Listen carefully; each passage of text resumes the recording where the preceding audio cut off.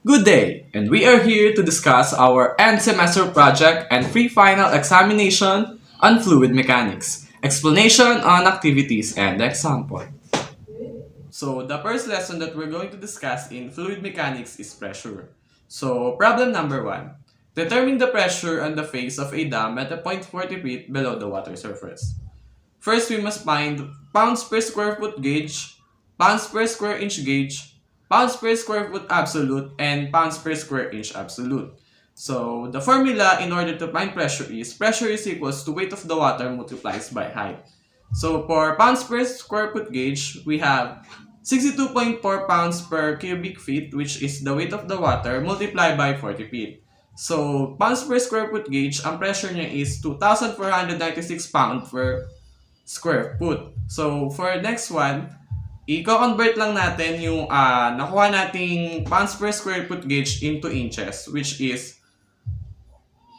62.4 multiplied by 40 feet divided by 12, which is ang lalabas na pressure ay 17.33 pounds per square inch.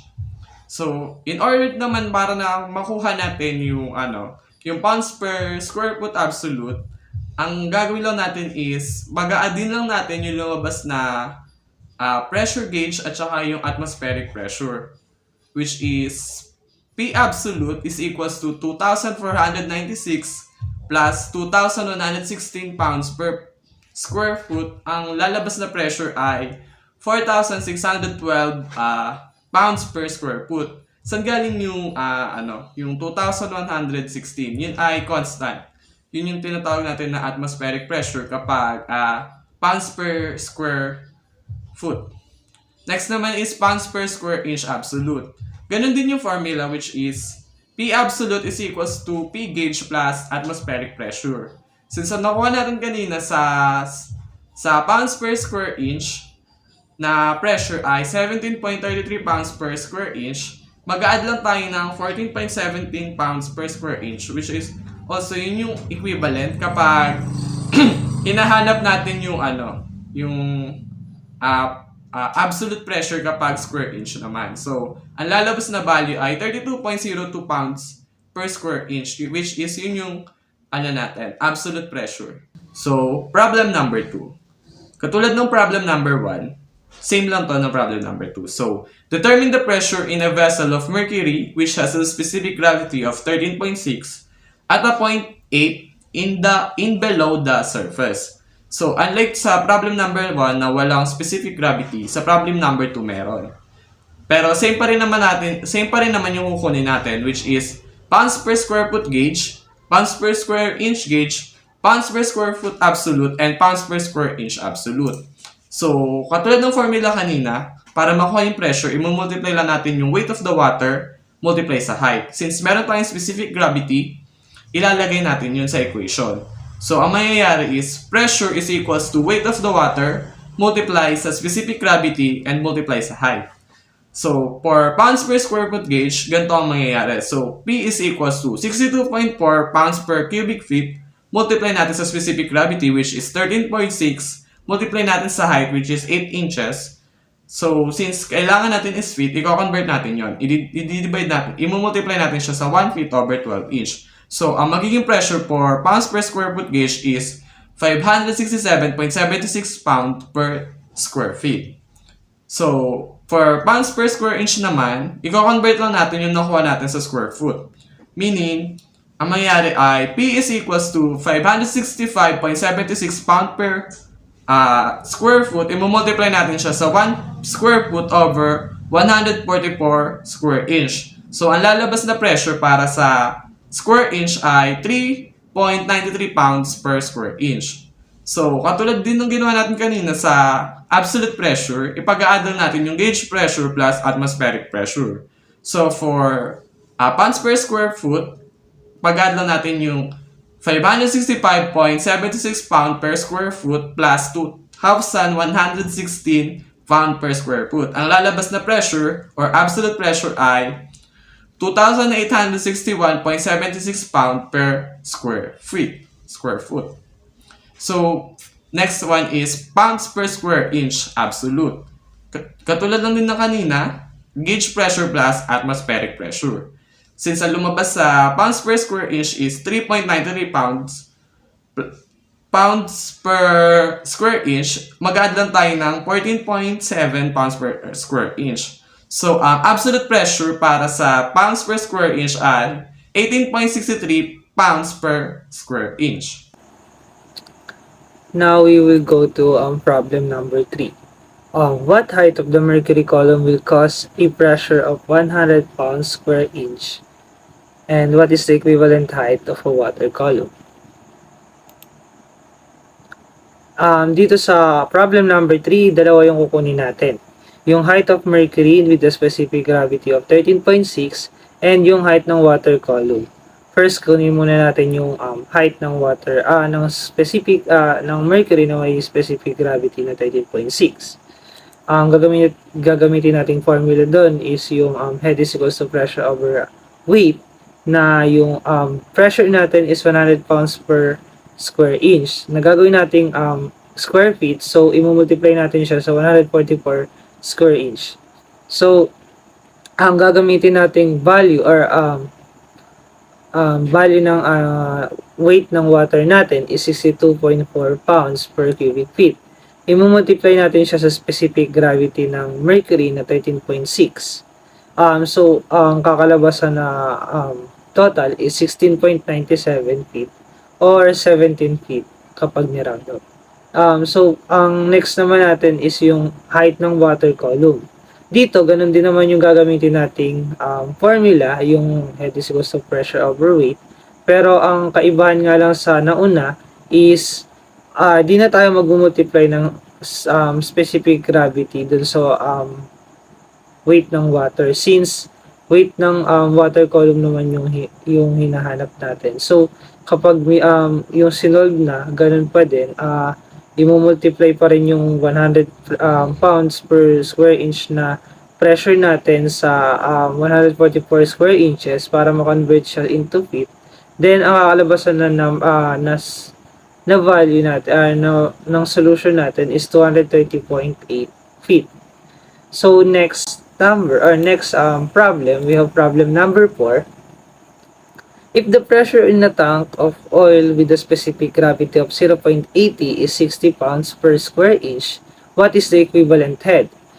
First, we have to find the in feet of the oil, next is in feet of water, and next is in inches of mercury. Unlike dun sa problem number 3, in problem number 4, tatlo naman yung hahanapin natin dito. Una is yung in feet of the oil, which may specific gravity siya na 0.80. Then yung in the feet of water na pure water or pure weight ng water lang yung gagamitin natin. Then yung next is yung sa inches of in inches mercury na may specific gravity siya na 13.6. So dun muna tayo sa in feet of the oil.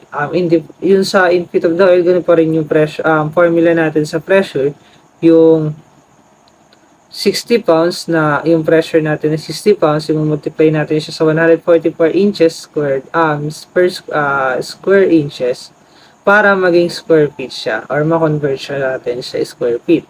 Then yung gagamitin nating weight ng water is 62.4 pound per cubic feet.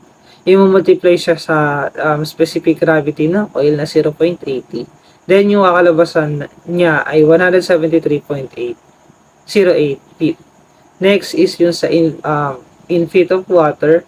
Ganun din yung yung pressure niya i-multiply sa 144 square inch para ma-convert siya into square feet. Then i-divide naman siya sa weight ng water na 62.4 pound per cubic feet. So ang kakalabasan niya is 138.46 feet.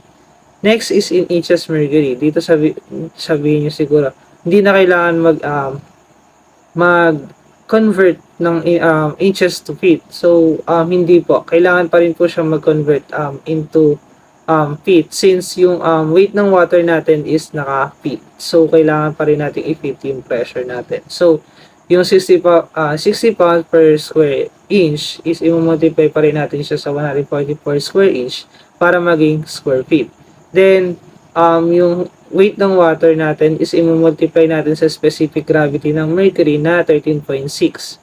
So, yung kakalabasan ng equation natin is 10.18 feet or pag kinonvert natin yung 10.18 feet sa inches since ang hinahanap naman natin is inches ng mercury.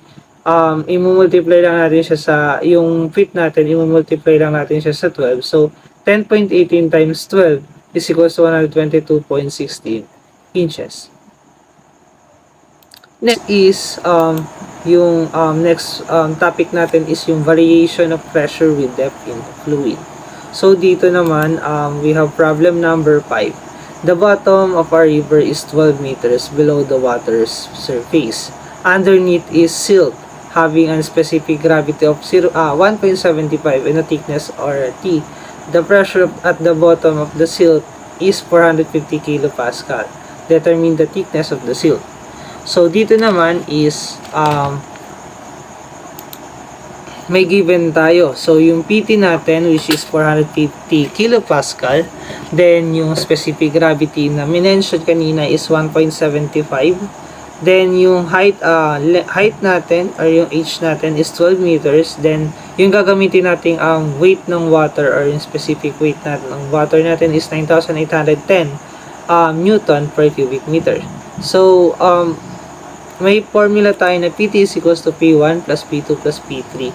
Then, para ma-simplify o maganda ay ma-gets natin yung paano pagkuha nung P2 tsaka P3 tsaka mga pressure natin. Diba meron tayong formula kanina na head is equals to pressure over weight. So, ang gagawin lang natin, i-multiply natin yung weight dun sa H para makuha yung pressure. So, yung imbes na PT is equals to P1 plus P2 plus P3 is magiging PT is equals to weight 1 times height 1 or head 1 plus weight 2 times head 2 plus weight 3 times head 3. So, dito, yun na yung gagamitin nating formula. Then, substitute lang natin yung mga given natin. Yung PT natin is equivalent siya ng 450 kilopascal. Then, wala tayong P1 or yung weight 1, height 1 natin. So, 0 na siya. Tapos, yung weight 2, height 2 natin is 9,810 Newton per cubic meter times 12 meter. Tapos, yung weight 3, height 3 natin is 9,810 cubic meter times 1.75 times T. Then, i-convert natin yung 450 kilopascal into Newton per cubic meter. So, yung 450 kilopascal is 450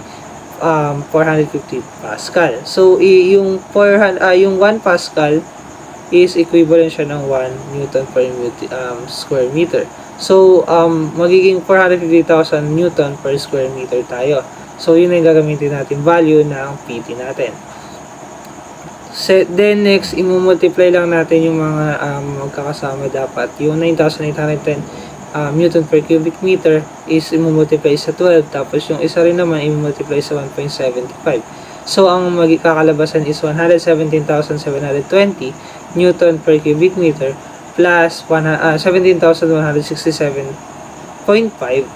Newton per cubic meter na matitira yung T. Then, ilalabas lang natin yung 117,720 Newton per cubic meter para matira yung may T na katabi. Then, i-divide natin siya yung may T na katabi sa sa 17,167.5 para mawala at ang matira lang is yung T. So, yung maka-cross out na yung katabi ng T tapos nasa na siya, denominator ng kabila. So, magiging T is, pag kinompute is T is equals to 19.36. So, yun yung hinahanap natin sa problem number 5. Next topic po tayo is transmission of pressure. So, activity number 1. In the figure below, the areas of plunger A and cylinder B are in 7 inches squared and 750 inches squared respectively. Plunger A weigh 30 pounds and plunger B weigh 10,500 pounds. The vessel and the connecting passage are filled with oil of specific gravity 0.7. What force P is required of equilibrium? So, una po nating isolve yung pressure po nung plunger B. Kasi given na po dito yung weight niya tsaka yung area niya. So, para ma-solve po yun is, ang formula pong gagamitin natin is pressure is equal to weight over area. So, in plunger B, weight over area is 10,500 pounds over 750 inches squared. So, magiging pressure po ng B is 14 pounds per inches squared. Para naman po makuha natin yung pressure ng A, is gagamitin po natin yung P2 is equal to P1 plus WH. So, transpose lang po natin para dahil lang kinukuha natin yung A, ililipat natin yung A sa kabila, tapos yung B naman ililipat natin sa kabila. So, magiging PA is equal to PB minus WH. So, sub lang natin yung value ng PB, which is 14 pounds. Tapos yung W natin, which is yung water, or yung specific gravity natin na 0.70, multiply natin sa given na 62.4 pounds per feet. Tapos, since naka-feet, kailangan natin siyang gawing inches. So, i-multiply pa natin siya sa 1 over 144 inches squared. So, pag sinolve po natin, ang makukuha po nating pressures ng A is 9.45 pounds per inch squared. Para naman po makuha yung force A natin is, ang formula po natin gagamitin ay force A is equal to pressure A times area A. So, sub lang natin yung value ng pressure at ng area.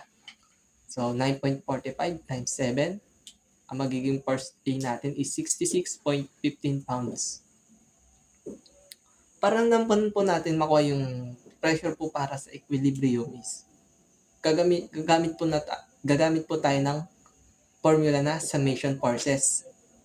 So, ang ano po natin na lahat po ng forces na going up is positive at lahat po ng forces na going down is negative.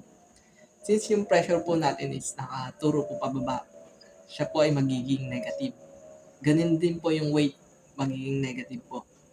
Tapos yung pressure A naman po is pataas, so magiging positive. So transpose lang po natin yung mga given value para dahil lang po kunin po natin is pressure. So, pressure is equal to PA minus WA. Sub po natin yung value ng PA at ng WA, 66.15 pounds minus 30 pounds. So, ang magiging pressure po natin is 36.15 pounds.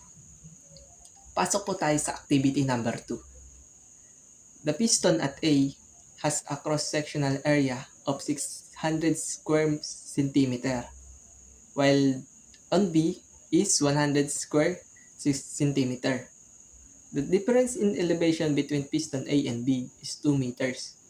If the intervening passage are filled with oil having specific gravity of 0.8, what force P is required to maintain equilibrium? So, makikita po ninyo sa graph nito is para po itong yung pambomba po na ginagamit sa sa pag-spray po, ulimbawa po sa sa farm po, sa pag-spray po ng mga insecticides, yung parang inaano po sa likod, yun po yung graph po na ito. So, gaya po ng sa activity 1, unahin po muna natin yung mahanapin yung pressure.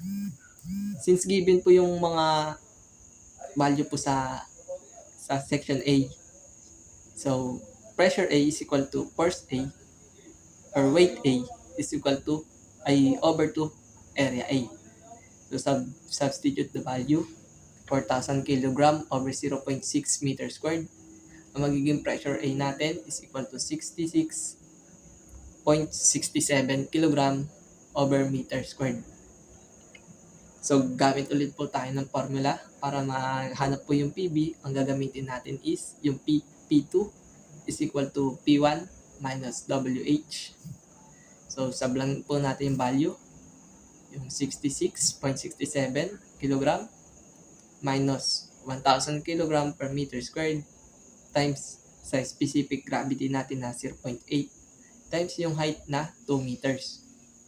So, ang PB natin is magiging 65,066.67 kg per meter squared.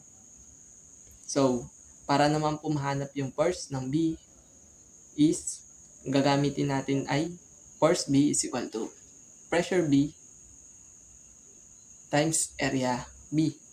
So, substitute yung value ng pressure tsaka ng area. 65,066.67 times 0.01. Magiging force niya is 650.67 kg. Since ang hinahanap po yung equilibrium po sa cross-sectional po is magmo-moment po tayo dito para masolve natin yung equilibrium nun. So, summation moment is equal to 0. So, yung hinahanap po is yung pressure po sa dulo po ng hawakan. So, FB, ano po yung layo ng force B sa imo-moment natin? Ang layo niya is 0.6. Tapos minus P, yung hinahanap natin, layo niya is 0.6 pa rin. Is equal to 0. So, i-transpose lang po natin yung mga value para makuha natin yung P. At yung magiging P po natin is 2.16.89 kg or 217 kg. Okay, activity number 3. So, a building in Makati is 84.5 meter high above the street level. The required static pressure of the water line at the top of the building is 2.50 kg per square centimeters. What must be the pressure in kilonewton per meter squared in the main water line located 4.75 meters below the street level? So, dito naman po is kukunin po natin yung pressure po from main water papuntang sa taas po ng buildings ng building po. So, since ang kailangan po nating hanapin is naka-kilonewton at yung mga given po dito is naka-kilogram, is ka-convert po muna natin sila. So, yung pressure 2 po na may 2.50 kg per centimeter squared is i-convert po natin to kilonewton per meter squared. So, ang isang kilogram po is merong 9.81 newton. Tapos, ang isang meter naman po is merong 100 cm squared. So, ang magiging formula po for conversion is 2.50 times 9.81 times 100 times 1,000. So, ang magiging P2 na po natin ngayon ay 245.25 kilonewton per meter squared. So, para mahanap po yung pressure po sa taas is gagamit po tayo ng formula na P1 minus P2 is equal to WH. So, lilipat natin yung P2 kasi siya yung nang-given na value at yung P1 hinahanap. P1 is equal to P2 plus WH na. So, sub lang yung mga value ng P2, ng water, at ng height. Yung pressure 2, 245.25 plus yung water na 9,810 times 1 over 1,000 times yung height na 89.25 meter. Ang magiging sagot natin ay 1,120.79 kilonewton per meter squared.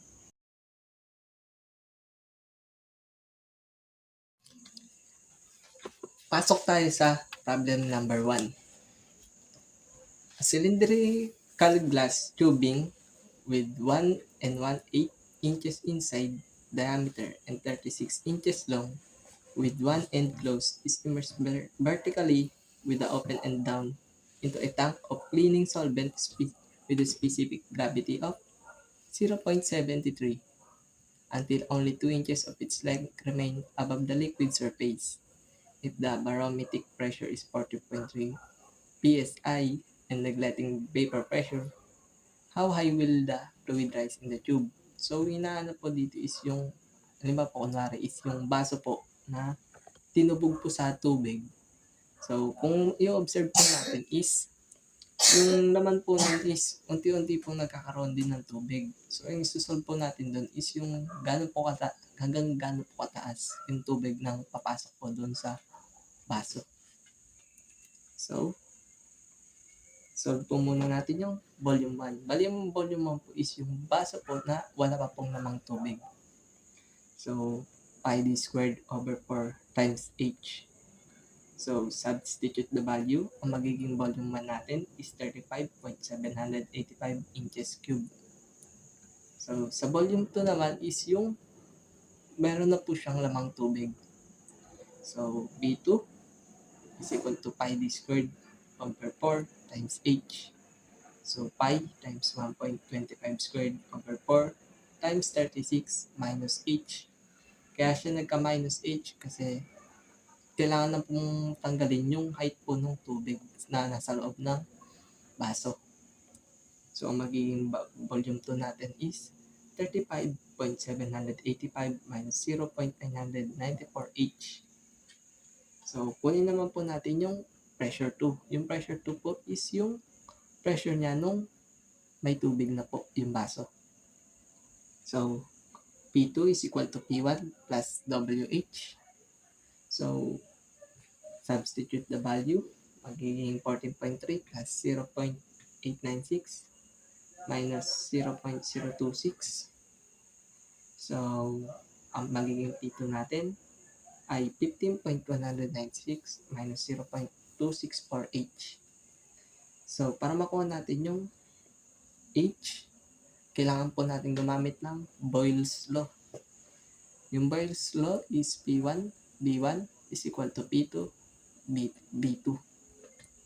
Substitute the value 14.3 times 35.785 is equal to 35.785 minus 0.994H times 15.196 minus 0.0264H. Using solve natin, ang magiging H na lang ay 2 inches. So, another topic which is manometer. Activity number 4. In a manometer shown, the fluid from A to B is mercury with a specific gravity of 13.6, and from B to C, the fluid is oil. Ang gravity niya po, specific gravity is 0.8. At what height H of mercury will give a pressure of 226.30 grams centimeter cube at C. Use density of water of 1.0 grams per cube cm.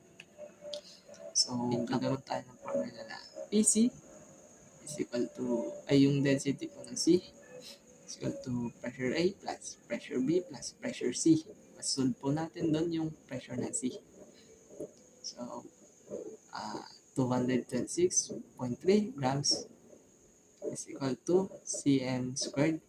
So, yung P natin is 0.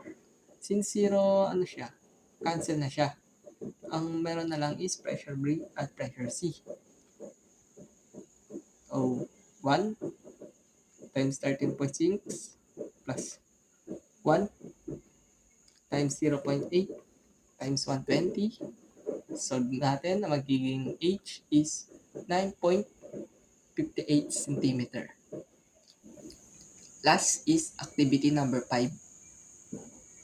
In the figure, find the pressure at M when letter A, fluid A is water, fluid B is carbon tetrachloride with a specific gravity of 1.6. Ang Z is 22 inches at ang Y is 12 inches. B, fluid A is oil with a specific gravity of 0.915. B is water, tapos yung Z is 8.5 inch, tapos Y is 42.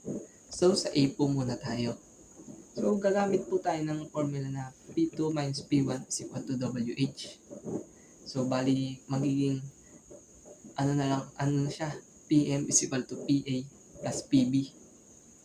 Yung Alam na po naman po natin ang formula ng pressure is W times H. So, sub din natin yung P.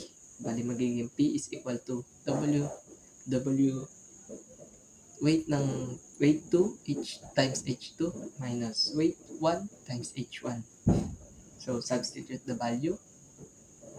62.4 times 1.6 times divide 144 minus 62.4 times 12. Ang pressure po sa problem A is 1.704 pounds per inch squared. Next is problem B. Substitute the value again. 0.915 times 62.4 times 42 divide 1,728 plus 62.4 times 0.5 divide 172 is equal to 1.695 pounds per inches squared. So next topic is hydrostatic pressure on surfaces. Problem number 1. A vertical gate 4 feet wide and 6 feet high is subject to water pressure under a head of water 10 feet above the top of the gate. Compute the total pressure on the gate and the location of the center of the pressure. So what we are looking here is the pressure and the location of the pressure. And to solve for the pressure, we have a formula of pressure is equals to the weight of the water multiplied by the bar H multiplied by the area. So P is equals to 62.4 multiplied by 10 plus 3. So, bakit po ba naging 10 plus 3 yung bar H natin? Kasi ang sinasabi po sa bar H natin, ito po yung height from the water surface to the center of the gravity. So, here in our problem, our vertical gate is 6 feet high. And to get for the center of gravity, kailangan po nating i-divide sa 2 yung height po natin. So, 6 divided by 2 is 3. Then, so, nangyari po is yung 10, which is yung height, plus the 3, which is the height of the center of gravity. Then, multiplied by the area of our vertical gate, which is 6 times 4, or the length times width. Then, solving for it, so, P is equals to 62 times 4 multiplied by 10 plus 3 multiplied by 6 times 4. So, our pressure is equals to 19,468.8 pounds. And then next, now that we have our pressure, we're going to solve for the location of our pressure or the center of the pressure. Para naman po mahanap po natin yung center of the pressure, ang kailangan po nating gamitin is yung bar H plus E. So, ngayon, dahil meron naman na po tayong bar H which is 10 plus 3 or 13, hanapin naman po natin yung E. So, ano nga ba yung E? Yung mathematical equation E is also equal to IG over SS. So, first, let's solve for IG. IG is also equal to the BH cube over 12. So, ating base po dito sa ating vertical gate is 4 and our height is 6. So, substituting it, so 1 over 12 multiplied by 4 multiplied by 6 cube. So, our IG is equals to 72 to the 4th feet to the 4th power. And then, next, solving for SS. Ang SS naman po natin is also equal to our area multiplied by bar H. So, ang area nga po natin is 6 times 4. So, 24 multiplied by our bar H, which is 13. So, 24 multiplied by 13 is 312 cubic feet. And now that we have IG and SS, gamitin naman po natin para isolve po si E. So, si E is equals to IG over SS. Substituting the value of IG and SS, so 72 feet to the 4th power over 312 cubic feet. So, our answer for E is 0.23 feet. And ngayon, katulad nga po ng sinabi, na ang center of pressure is also equal to bar H plus E. So, dahil meron na po tayong 0.23 na E, add po natin siya sa 13. Kaya ang location po or yung center of the pressure here in the vertical gate is 0.23 plus 13 is equals to 13.23 feet below the water surface. So next is activity number 6. A 3 feet square plane surface is to be placed vertically below the water surface. The immersion is such that the two edges of the square are horizontal. If it is desired that the center of the pressure be 2 inches from the center of gravity of the plane area, how far below the water should be the center of the gravity of the immersed plane surface be? In this position, what is the total pressure acting upon it? So what we are looking here is the bar H. So, to solve for our bar H, we can utilize the formula of E, or the mathematical equation E. So, we know that E is equals to IG over SS. And SS is also equal to the area multiplied by bar H. So, let's first solve for IG. So, IG is also equals to BH cube over 12. And then, substituting the value of the base and the height here, which is both 3 feet. So, 3 multiplied by 3 cube over 12, our IG is equal to 6.75 feet to the 4th power. And then, i-substitute na po natin yung value ng IG natin, which is 6.75. So, our E is also equal to 2 inch. So, para ma-convert po natin siya sa feet, dahil po ang mga unit po natin dito ay feet. So, kailangan po natin multiply po siya sa 1 feet over 12 inch. And then, equals to our IG, which is 6.75 feet to the 4th power over yung ating area po, which is 3 feet multiplied by 3 feet multiplied our bar H. And then, cross multiply lang po natin. Makukuha po natin is yung 1 over 6 or also equal to 0.167 feet multiplied by 9 feet squared multiplied by H is equals to 6.75 feet to the 4th power.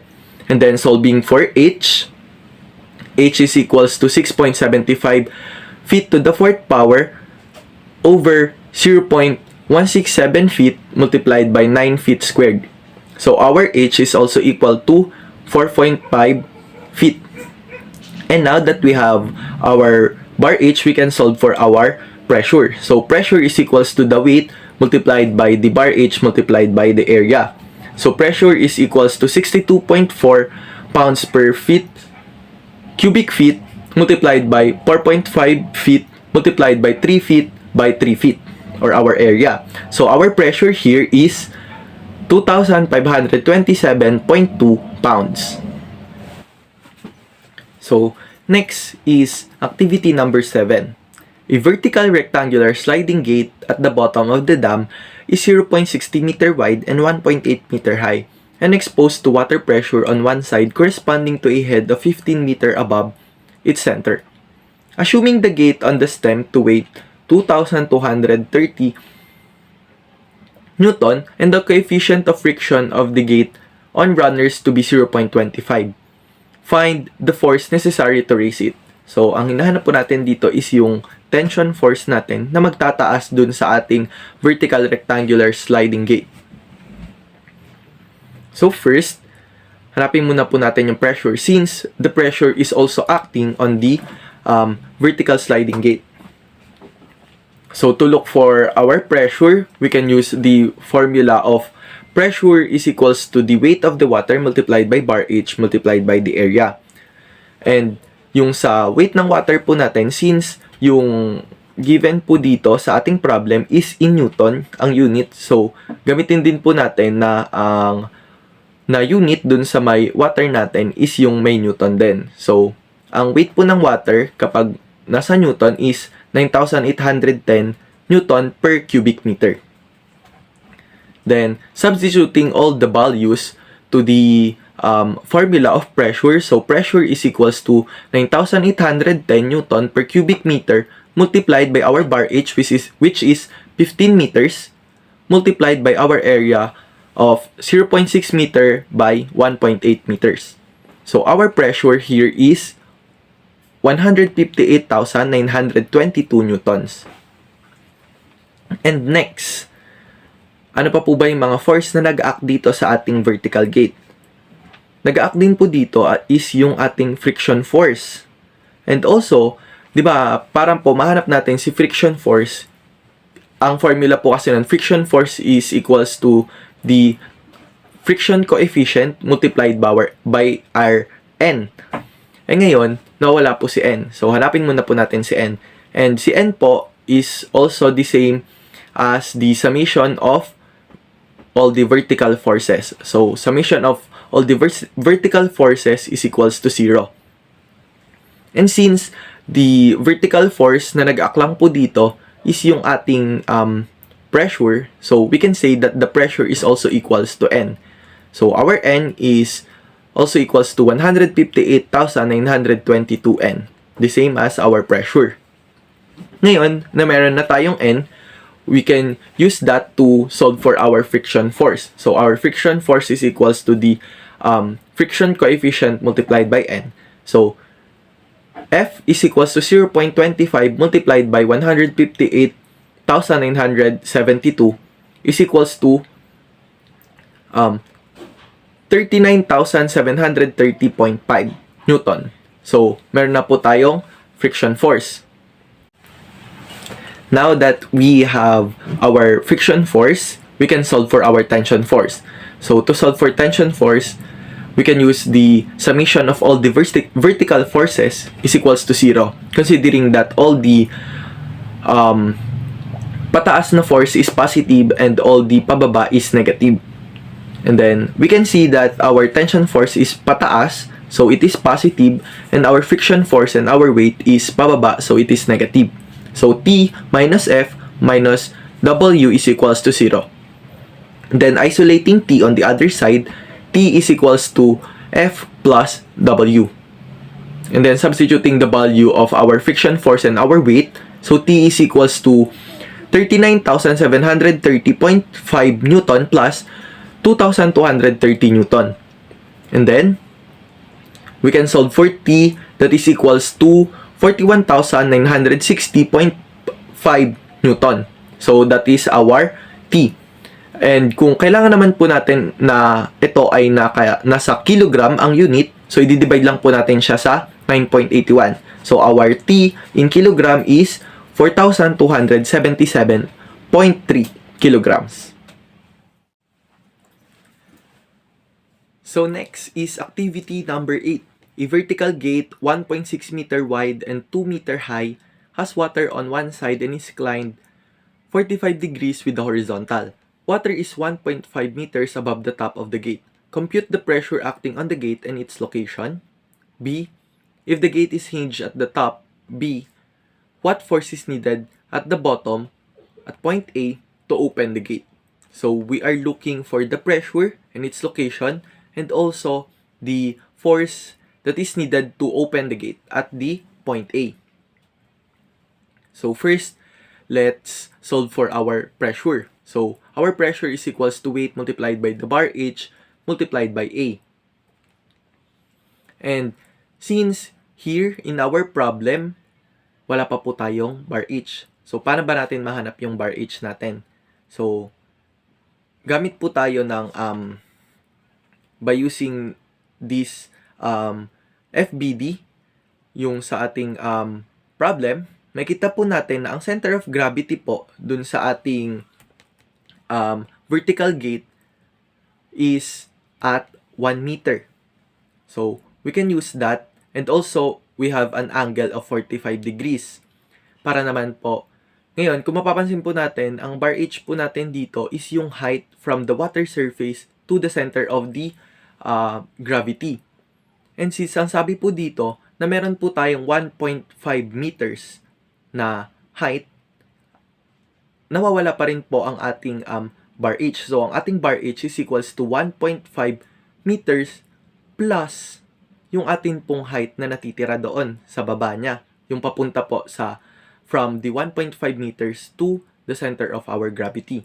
So, ngayon, hanapin muna po natin yon. Sabihin natin H1 siya. So, para mahanap natin siya sa SOHCAHTOA, or we can use that the sine theta is equals to the opposite over the hypotenuse. So, dahil nga po, meron po tayong hypotenuse na 1 and also an angle of 45. So, we can say that sine 45 is equals to h1 or our opposite over 1. So, h1 is equals to sine 45 multiplied by 1. And then, sine 45 multiplied by 1 at yun na po yung ating h1. So, ngayon, di ba sabi po natin na ang bar h po natin is equals to 1.5 plus yung ating h1. So, bar h is equals to 1.5 plus sine 45 multiplied by 1. So, our bar h is 2.21 meters. So, we can solve for our P with that. So, our P is equals to the weight multiplied by bar h multiplied by our area. And then, gamitin po nating weight is yung 9,810 Newton per cubic meter. So, 9,810 Newton per cubic meter multiplied by 2.21 meter multiplied by 1.6 meter by 2 meter. So, our pressure here is 69,376.32 newtons. And next, ang kailangan naman po nating hanapin is yung location ng P. So, para mahanap po natin yung location ng P natin, kailangan din po muna nating ma-identify yung ating bar Y. So, para mahanap po natin yung bar Y natin, katulad po ng ginawa natin para mahanap si H1 natin, gamit din po ulit tayo ng sine. So, sine 45 is equals to our opposite, which is bar H, over our hypotenuse, which is bar Y. So, sine 45 is equals to bar H over bar Y. And then, bar Y is equals to bar H over sine 45. And then, substituting the value of our bar H, which is 2.21 meters. So, bar Y is equals to 2.21 over sine 45. So, our bar Y is equals to 3.13 meters. And then, ngayong meron na po tayo nung bar Y natin, we can use that to solve for our E. Kasi, magagamit po natin siya doon. So, ang E po natin, di ba, is E is equals to IG over SS. And then, yung SS po natin is also equal to area multiplied by our bar Y. And then, ngayon, wala pa po tayong IG. So, let's solve for IG. IG is equals to BH cube over 12. So, substituting yung value po ng base natin, which is 1.6, at yung height naman po natin, which is 2. So, 1.6 multiplied by 2 cube over 12. So, our IG is 1.07 meter to the 4th power. Then next, solve for our area, which is length times width lang po natin. So, 1.6 meter multiplied by 2 meter. So, our area is 3.2 meter squared. And then, substitute na po natin siya dun sa formula po para mahanap natin si E. So, E is equals to IG over area multiplied by bar Y. And then, substitute po natin lahat na ng mga values natin. So, E is equals to 1.07 meter to the 4th power over 3.2 meters squared multiplied by 3.13 meters. So, our E is 0.11 meters. And ngayon, nahanap na po natin yung E natin. So, i-add lang po natin siya dun sa ating center of gravity na 1. So, ang ating location po ng ating pressure is 1.11 meters. Ngayon naman po, hanapin naman po natin yung ating yung force na kinakailangan po dun sa may point A natin para mag-open po yung gate. And para mahanap naman po natin yon, pwede po tayong mag-moment dun sa may point B, dun sa may hinge. So, the summation of moment at B is equals to 0 considering that all the clockwise motion is positive and all the counterclockwise motion is negative. So, our force multiplied by its moment arm 2, papunta po dun sa may hinge natin, minus, since minus kasi po yung P po natin is pa counterclockwise po yung movement niya. So, minus 69,376.32 multiplied by its moment arm, which is yung 1.11 nga po, yung pinaka-location niya po kanina, is equals to 0. So, isolating the F, so F is equals to 69,376.32 multiplied by 1.11 over 2. So, our F is 38,503.86 Newton, or pwede rin po siyang i-convert po natin into kilogram by dividing it by 9.81. So, our F is also equals to 3,925 kilograms. Next topic is all about dams. So, we have two problems here. So, first is activity number 9. A dam is triangular in cross-section with the upstream face vertical. Water is flush with the top. The dam is 8 meters high and 6 meters wide at the base and weighs 2.4 tons per cubic meter. The coefficient of friction between the base and the foundation is 0.8. Determine the following. So A, the maximum and the minimum unit pressures on the foundations, and B, the factors of safety against overturning and against sliding. So first, to solve, ang kailangan po natin identify is all the forces na nag-act po dun sa ating dam. At una po doon is yung pressure. So, to solve for our pressure, pressure is equals to weight multiplied by bar H multiplied by our area. And, ngayon, dahil po, nasa ton po yung ating unit. So, ang weight naman po ng water in ton is 1 ton over cubic meter. So, 1 ton over cubic meter multiplied by our bar H, which is 4 meters, multiplied by our area by 8 meter by 1 meter. So, our pressure here is 32 tons. Now, na meron na po tayong pressure, let's solve for another force na nag-act dun sa dam natin, which is yung weight po ng dam. So, considering na yung dam po natin is a triangle, so multiply lang po natin yung pinaka-weight niya po dun sa area po ng ating triangle. So, ang area po, di ba, ng volume ng area ng triangle po natin is 1/2 base times height multiplied by the width. So, 1/2 multiplied by 6 meter multiplied by 8 meter multiplied by 1, and then multiply by the weight of the dam, which is 2.4 ton per cubic meter. So, the weight of our dam is 57.6 tons. Next, ang force din po na nag-act po dito sa atin sa may ating base is yung ating reaction vertical at yung reaction horizontal. And then, to solve for our vertical, it is also the summation of all the vertical forces. So, the RV is equals to the summation of all vertical forces, considering na lahat po ng pataas is positive, lahat po ng pababa is negative. So, mapapansin po natin na ang force lang po na pababa dito is yung 57.6 ton. Yun lang po yung nasa yung vertical force na present. And dahil pababa po siya, so negative. So, our RV here is negative 57.6 tons.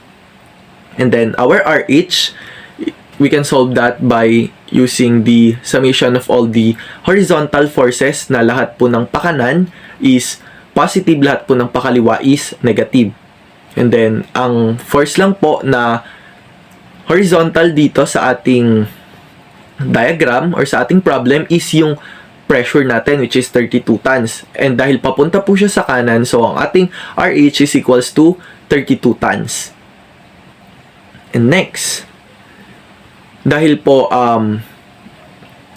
meron na tayong na-solve na RV and RH, sa base po natin, hanapin po natin yung position po ngayon ni RV. Para po mahanap natin yung position ni RV, alam po natin, di ba, ang formula po ng moment is yung the resultant multiplied by its distance. So, RV multiplied by x, or yung distance po natin, is equals to the summation of moment. Ngayon, so negative 57.6 x or yung distance natin ay nahanap is equals to 32 multiplied by the moment arm 8 over 3 minus 57.6 multiplied by 4.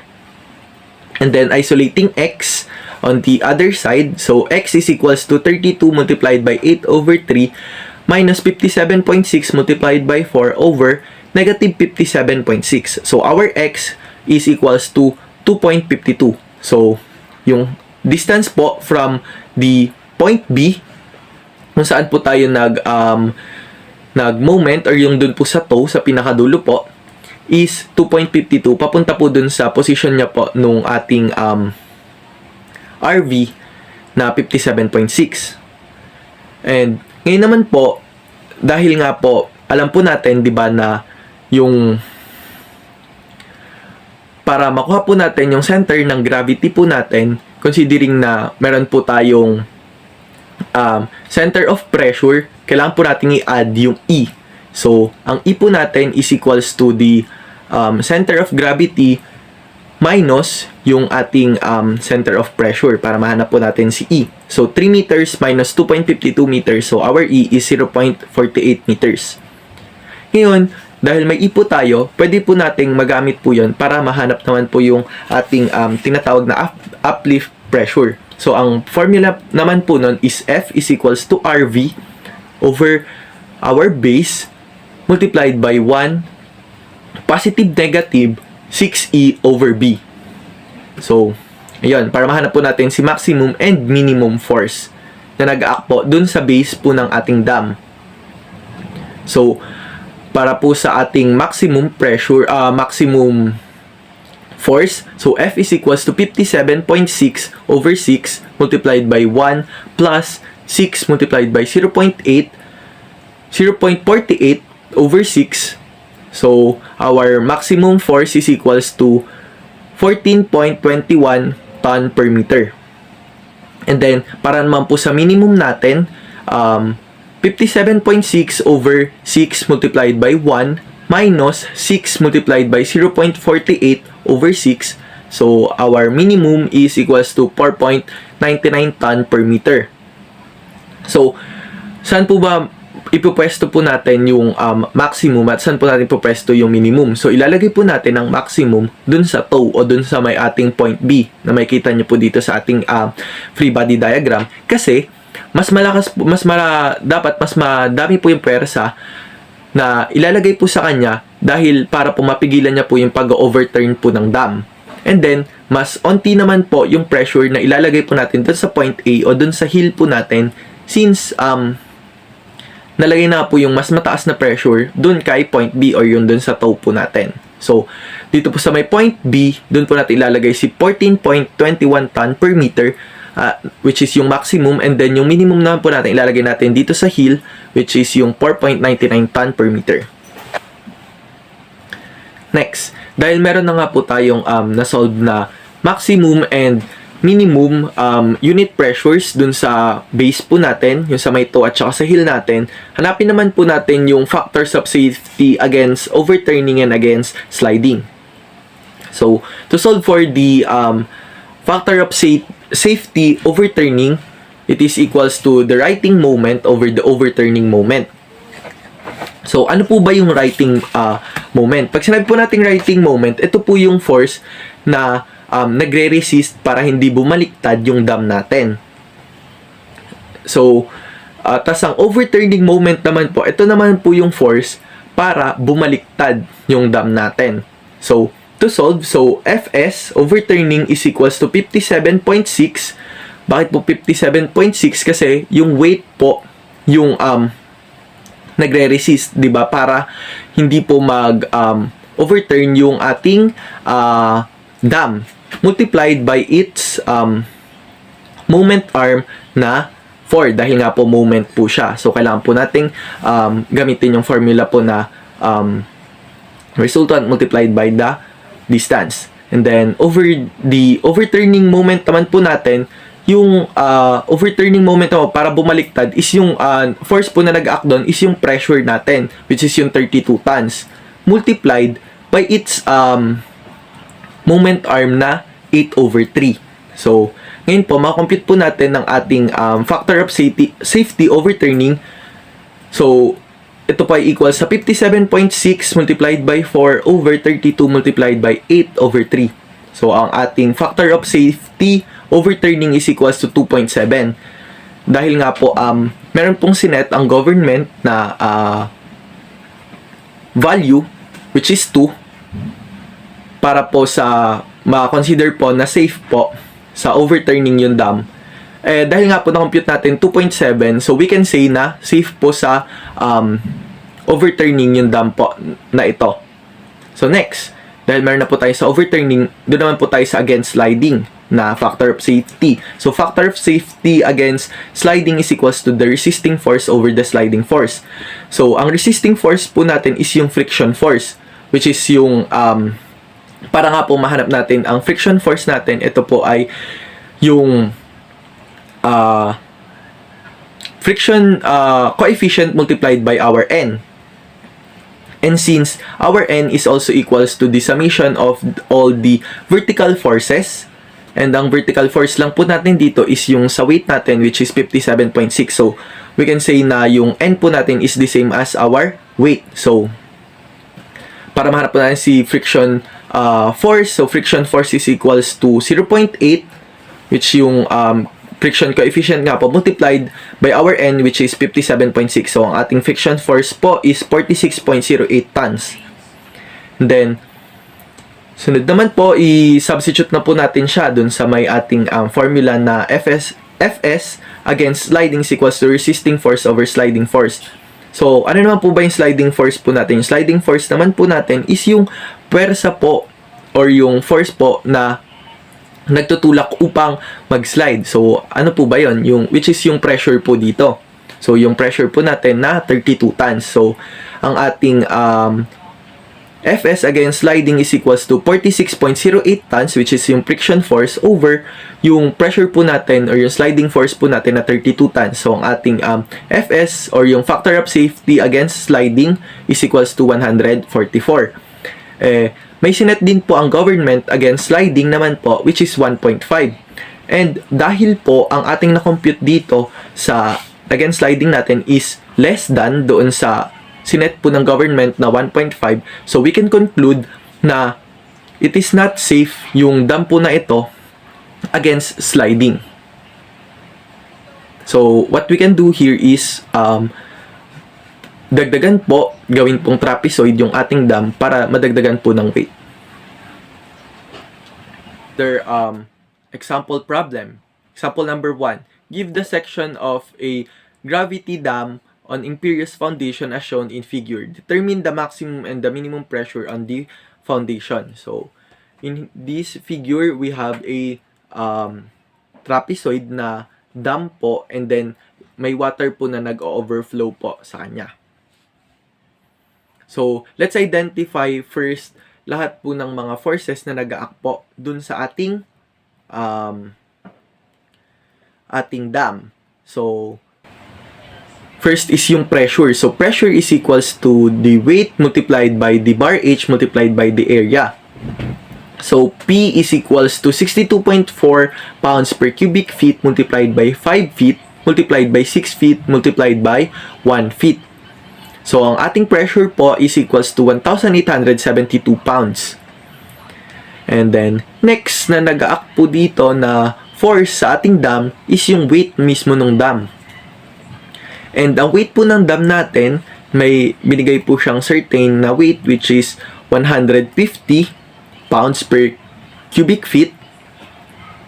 And then also, dahil nga po, patrapezoid po siya, hatiin po natin siya para maging rectangular and maging isang triangular.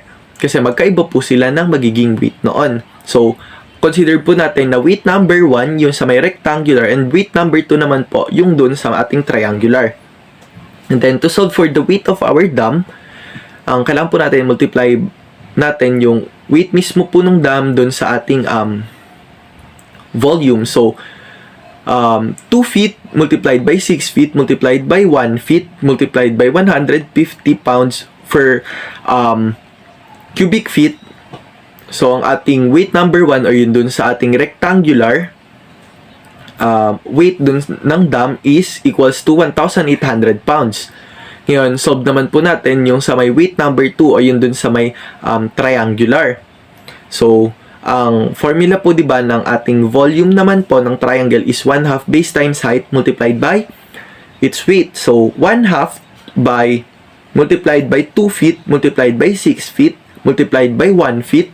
And then, multiply po natin siya sa weight po ng dam na 150 pounds per cubic feet. So, ang ating weight number 2 dun sa may triangular po natin is 900 pounds.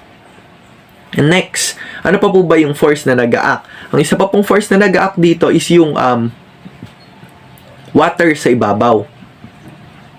Then, to solve for the water, ang gagawin po natin is multiply lang din po natin yung volume dun sa ibabaw po ng rectangular, and then dun sa multiply din po natin siya dun sa weight naman po ng water, since water nga po yung weight na kino-consider natin dito sa ibabaw ng dam.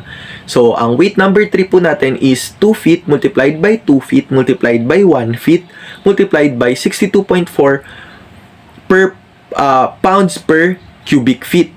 So, ang ating weight number 3 po, yung tubig po sa ibabaw ng dam natin is 249.6 pounds. And then, another one na nag-a-act po dito is yung ating RV. Then, para ma-solve naman po natin yung RV natin, summation forces vertical lang po. So, lahat po ng pataas is positive, lahat naman po ng pababa is negative. So, ating RV is equals to lahat po ng pababa po nating weight dito is yung mga weight po natin, lahat ng mga pababang forces natin. So, weight number 1, weight number 2, and weight number 3. And considering na lahat po sila ay pababa, so, ibig sabihin, negative po lahat sila. So, ang ating RV is equals to negative weight 1 minus weight 2 minus weight 3. Then, substituting all the values of our weights. So, RV is equals to negative 1,800 minus 900 minus 249.6. So, our RV is equals to negative 2,949.6 pounds. Then, para naman po mahanap natin yung position po ng ating RV or yung location niya po, so gamitin lang po ulit natin ang formula ng ating moment. And then, mag-moment po tayo dito sa may point B or dun sa toe po natin. So, RVX or yung RD is equals to the summation of moment at point B, considering that all the clockwise is positive and all the counterclockwise is negative. And then, unang force po, yung sa ating RV is negative 2,949.6. Negative po siya since ang movement niya po papunta sa ating point B is pa counterclockwise, so negative. So, negative 2,949.6x or yung distance is equals to 1,872 or yung ating pressure, ang movement niya po ay pa-clockwise, kaya po siya positive, multiplied by its moment arm, which is 2.4. And then, minus 249.6. So, yung weight number 3 naman po natin, ang movement niya po is pa-counterclockwise, kaya po siya nag-negative. And then, ang kanyang moment arm is 3.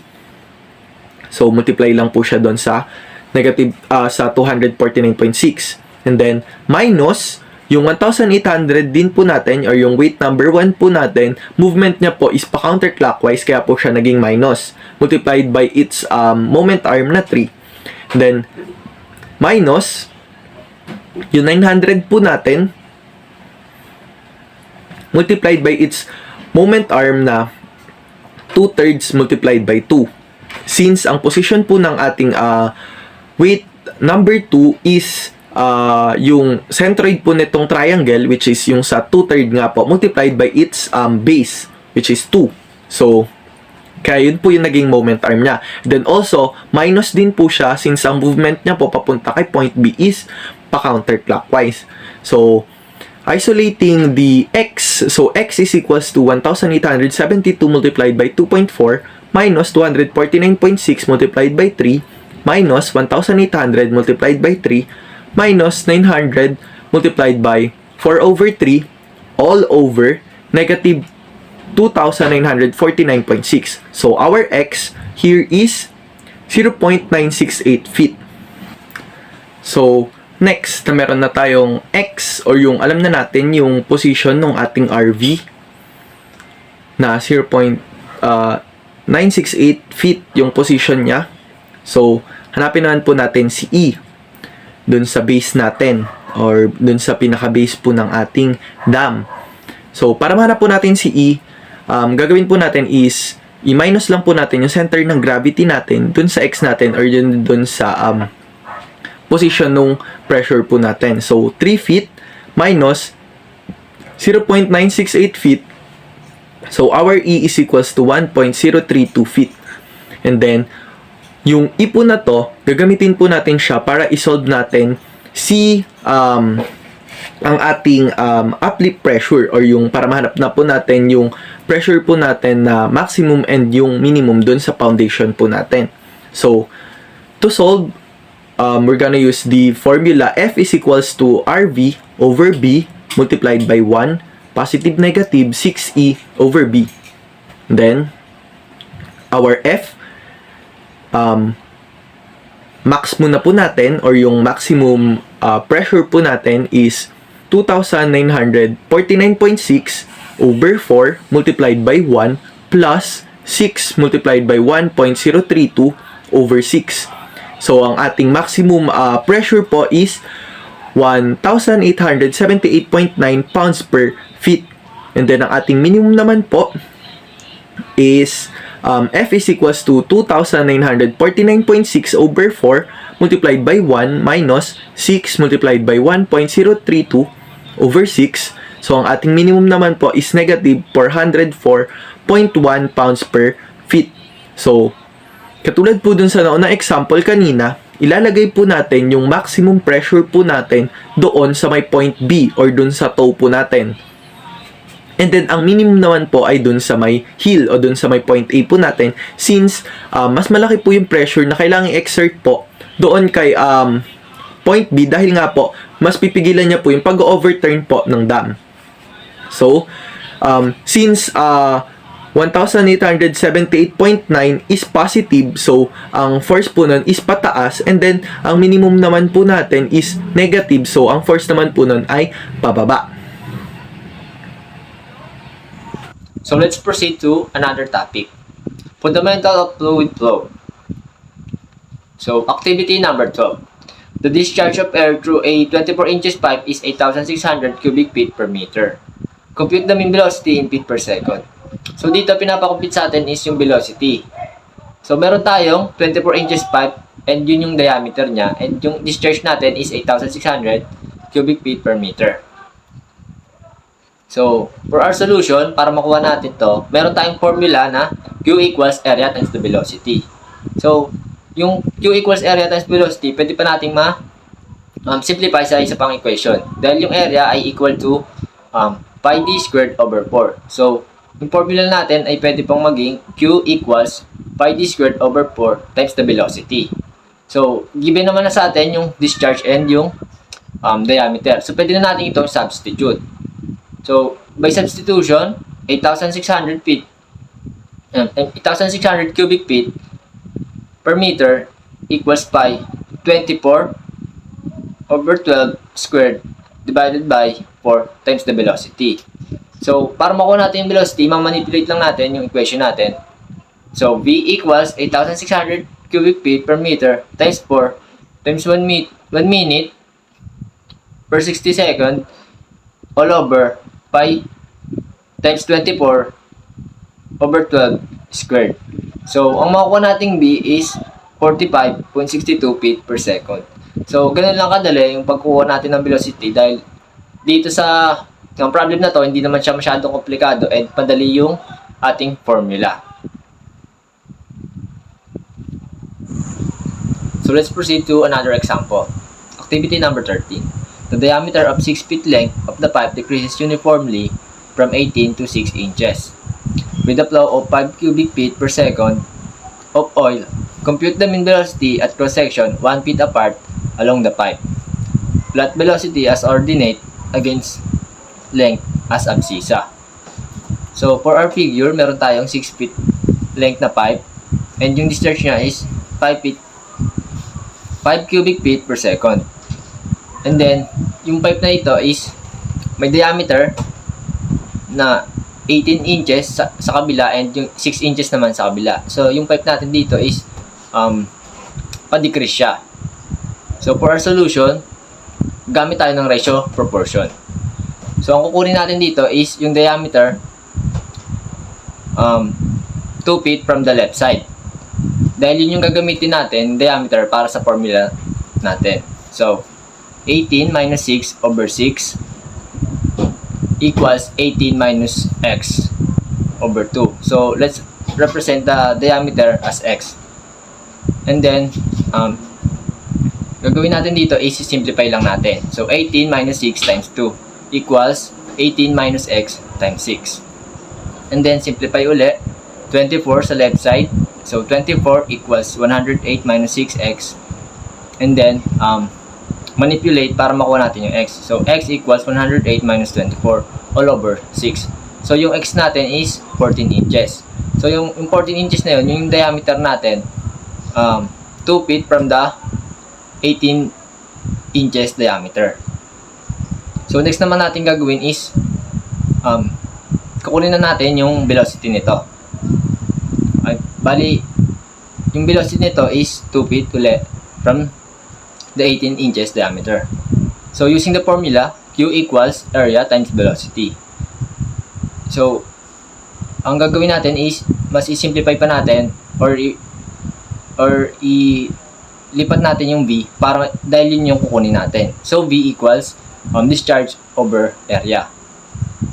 So, dahil nga 2 feet, yung length natin, magre-represent natin sa velocity is V 2 feet.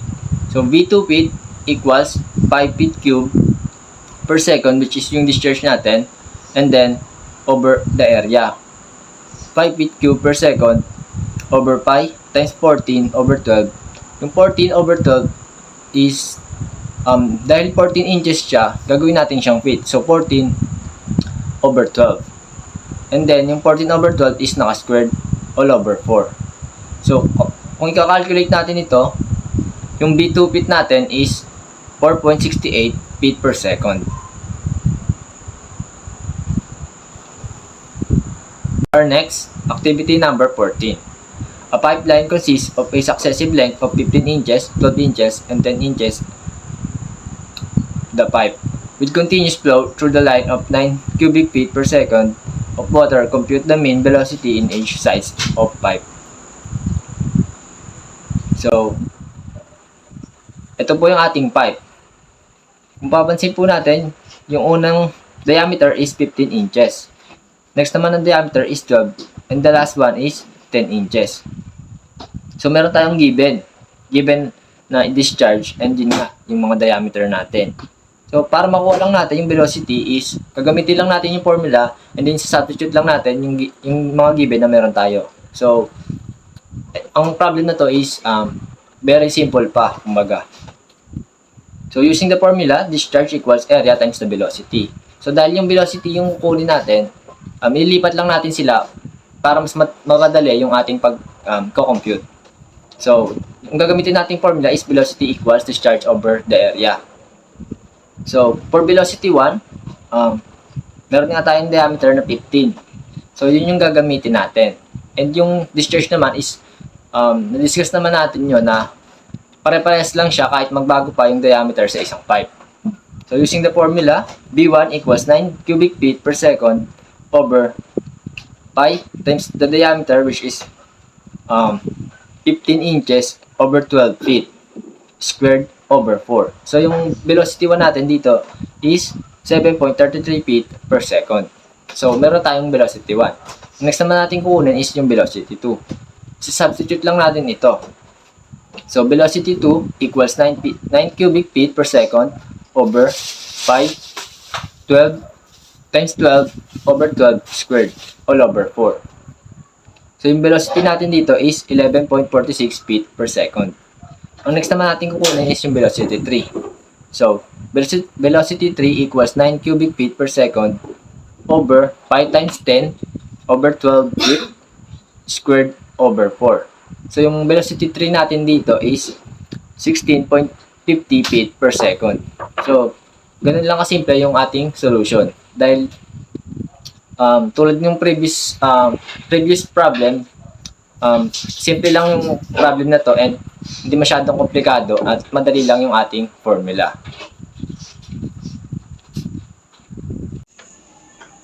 So, next problem po. Activity number 15. A city requires a flow of 25 million gallons per day for its water supply. Compute the diameter of pipe required if the velocity of flow is to be letter A, 2 feet per second, letter B, 6 feet per second. So, here is our figure po. So, meron tayong velocity na 2 feet per second sa letter A, and sa letter B naman is 6 feet per second. And dito, nire-require yung 25 million gallons per day. So, ang una natin gagawin is convert natin yung discharge natin na 25 million gallons into cubic feet per second. So, Q equals 25 million gallons per day times 0.13368 cubic feet over 1 gallons, and then para makancel yung gallon, and then times 1 day over 24 hours, and then 1 hour over 3,600 seconds para maging seconds yung denominator natin. So, ang makuha nating Q or the discharge is 38.68 cubic feet per second. So, meron na tayong discharge and velocity. So, para makuha naman natin yung diameter na hinahanap, gagamit tayo ng formula na Q equals area times the velocity. And then, ililipat lang muna natin yung area sa kabila and then yung U sa kabila para mas mapadali ang pagkuha natin nito. So, area equals discharge over the velocity. And then, yung area, di ba, ang area is, ang formula niya, area equals pi d squared all over 4. So, ililipat lang natin yung equivalent ng area doon sa formula natin. So, pi d squared over 4 equals discharge over the velocity. And then, dahil nga yung diameter yung kinukuha natin, ililipat na rin natin yung ibang variable sa right side. So, d squared equals 4q. Dahil yung 4 is denominator natin, so mapupunta na siya sa taas. 4q over pi times the velocity. So, yun po yung formula natin. And then, dahil nga naka-squared yung diameter natin, para matanggal yung squared na yun, is kailangan natin i-square root both sides. So, yung formula natin is d equals the square root of 4 times discharge or over pi times velocity. So, meron na tayong formula for diameter. And then, dahil nga may mga value naman na tayo ng ating gagamitin, isa-substitute lang natin sila para makuha yung diameter. So, for letter A, d equals the square root of 4 times q over pi times the velocity. So, isa-substitute lang natin, which is the square root of 4 times 38.68 cubic feet per second over pi times 2 feet, which is yung velocity natin sa letter A. So, ang makukuha nating diameter for letter A is d equals 4.96 feet. So, yun po yung diameter natin for letter A. And then, ganun lang din po yung gagawin natin for letter B. So, isa-substitute lang natin yung mga value na meron tayo para makuha yung diameter. Sa letter B, d equals the square root of 4 times 38.68 cubic feet per second over pi times 6 feet per second. And then, yung 6 feet per second, yun naman yung ating velocity sa letter D. Ay, letter B, rather. So, makuha nating diameter sa letter B is 2.86 feet. So, yun po. So, for our next activity, activity number 16. A fluid is flowing in a pipe 8 inches diameter with a mean velocity of 10 feet per second. The pressure at the center of the pipe is 5 pounds per square inches and the elevation of the pipe above the assumed datum is 15 feet. Compute the total head in feet if the fluid is letter A, water, B, oil, C, molasses, and D, gas. So, for our solution, and ito po yung ating graph. Given naman po sa atin is yung 10 feet per second, which is yung ating velocity. Yung pressure natin, which is 5 pounds per square inches. And then yung ating datum, which is 15 feet. So, for our solution, sa letter A, water, may formula tayo na E equals B squared over 2G plus P over W plus Z. So, given naman sa atin yung mga value na dapat nating na kailangan natin. So, madali lang to kung isa-substitute lang natin. So, E equals 10 feet per second squared over 2 times 32.2 feet per second plus 5 pounds per square inches times 144 inches squared over feet squared all over 62.4 pounds per cubic feet plus 15 feet. So, yung in natin sa letter A is 28.1 feet. So, yun po yung ating total head sa letter A. Next naman po, ganun din po yung gagawin natin sa letter B and letter C. Pero dito naman po sa letter B is, ang gagamitin natin is yung oil, which is meron tayong specific gravity na 0.8 or 0.80. So, using the formula, E equals B squared over 2G plus P over W plus Z. So, yung isa-substitute lang ulit natin yung mga given na meron tayo. So, E equals 10 feet per second squared over 2 times 32.2 feet per second plus 5 pounds per square inches times 144 square inches per square feet over 62.4 pounds per cubic feet times 0.80, which is yung specific gravity natin na nagre-represent sa weight ng ating liquid, and then plus 15 feet. So, yung makukuha natin sa letter B is E equals 30.98 feet. Sa letter C naman, for RC, molasses, may specific gravity na 1.50. So, using the formula ulit, E equals B squared over 2G plus P over W plus Z. So, substitute lang ulit po natin yung mga value natin.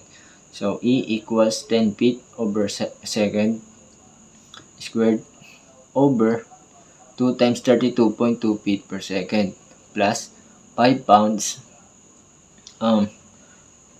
per square inches times 144 square inches per square feet over 62.4 pounds per cubic feet times 1.50, which is yung specific gravity natin, plus 15 feet. So, yung makukuha natin dito is 24.25 feet. So, yun yung ating total head sa letter C. So, pare-pares lang ng formula yung ginamit natin dahil isa lang din naman yung tinatanong. And kung mapapansin nyo, nagbago lang ang ating pagsasubstitute doon sa weight dahil doon lang naman kailangan at yun ang importante para tumama yung ating mga sagot. So let's proceed to activity number 17. A liquid with a specific gravity of 2.0 is flowing in a 2 inches pipe. The total energy at a given point is found to be 24.4 feet per pound. The elevation of the pipe above the datum is 10 feet, and the pressure is in the pipe is 9.5 pounds per square inch. Compute the velocity of the flow and the horsepower in the steam at that point. So we're going for the velocity and the horsepower. So that will be V and Q. So first, let's state our given. Let's have 24.5 feet as our E, our datum, which is 2 inch, our P or our pressure to be 9.5 pounds per square inch, our C or the area above the datum, which is 10 feet, and our specific gravity, which is 2.0.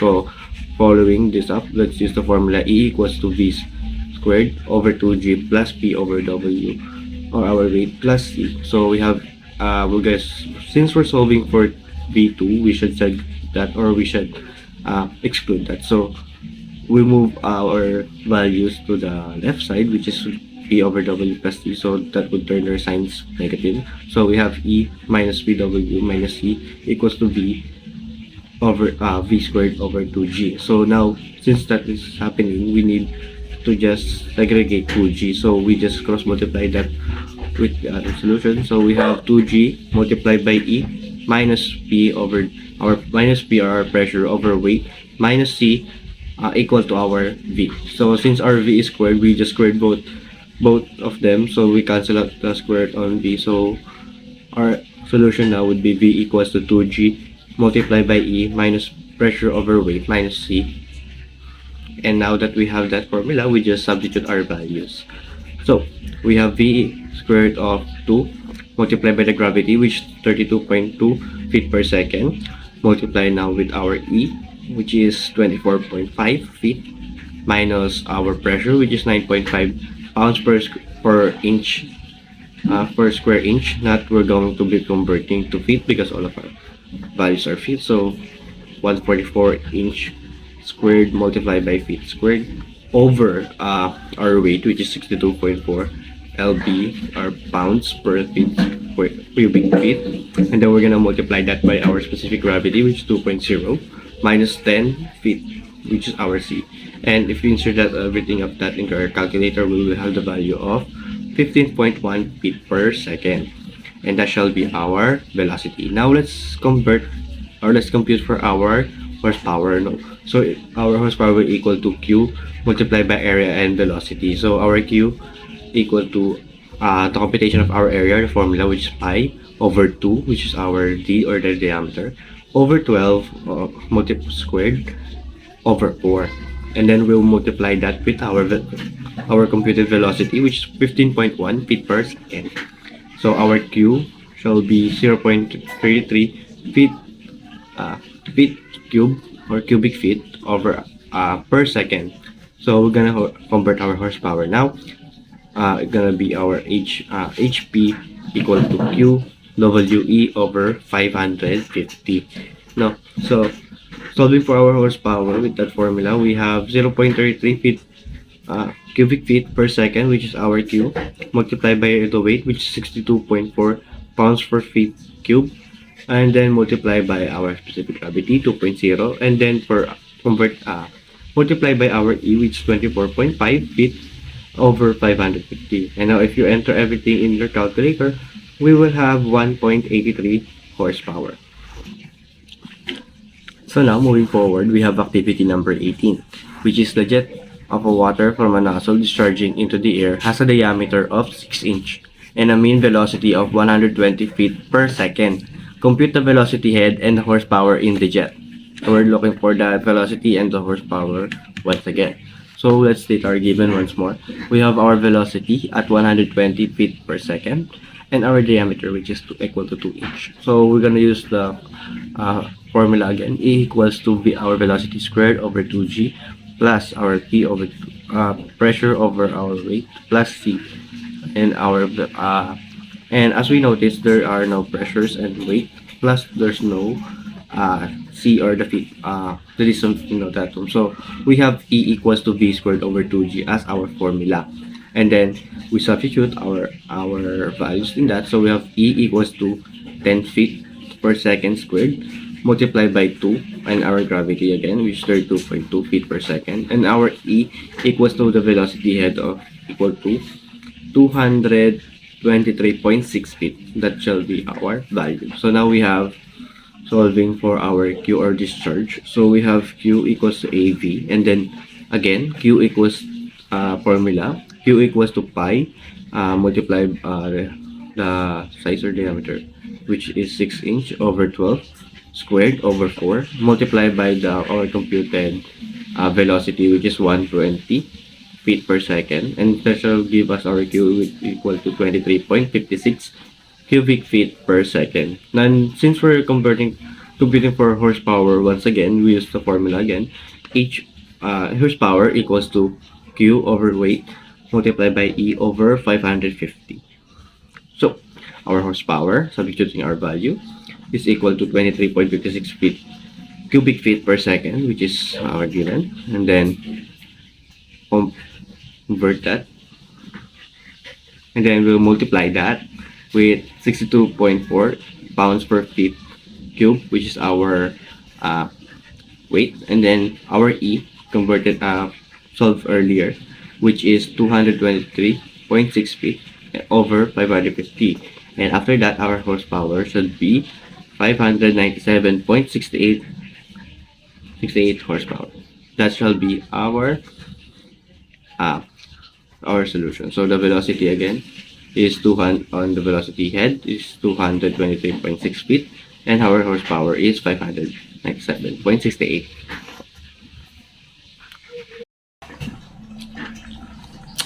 So let's proceed to our next activity. Activity number 19. A 12-inch pipe is connected by a reducer to a 4-inch pipe seen in the figure below. Points 1 and 2 are at the same elevation. The pressure at 1 is 30 pounds per square inch.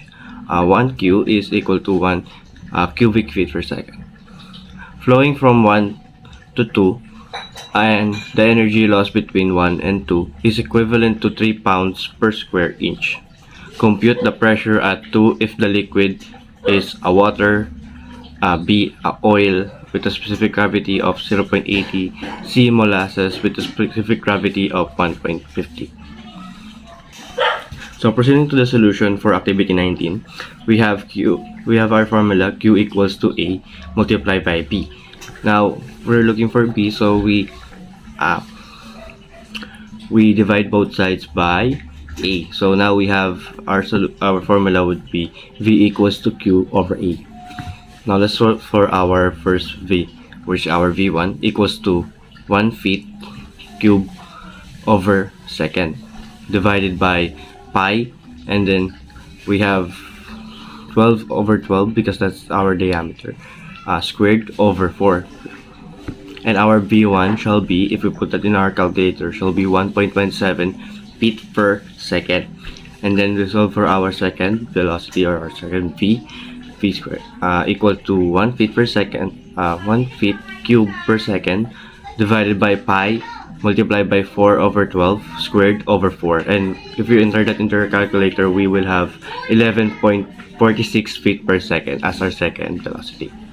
Now we shall complete it. We shall use the formula V1 squared over 2G plus P1 over W plus C1 equal to V sub 2 squared over 2 times G, or our gravity, plus P2 over W plus C2 plus HL.